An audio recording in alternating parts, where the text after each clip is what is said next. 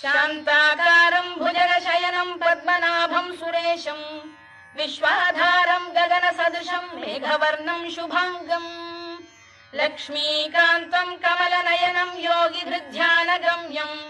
वन्दे विष्णुं भवभयहरं सर्वलोकैकनाथम्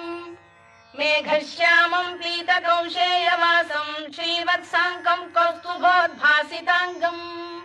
पुण्योपेतं पुण्डरीकायताक्षं विष्णुं वन्दे सर्वलोकैकनाथम्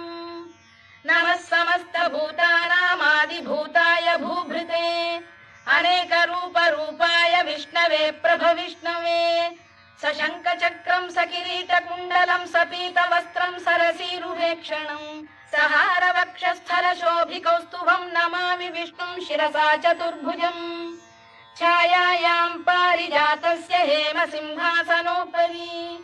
आसीनमम्बुदश्याममायताक्षमलङ्कृतम् चन्द्राननं चतुर्बाहुं श्रीवत्साङ्कितवक्षसम् रुक्मिणी सत्यभामाभ्यां सहितं कृष्णमाश्रये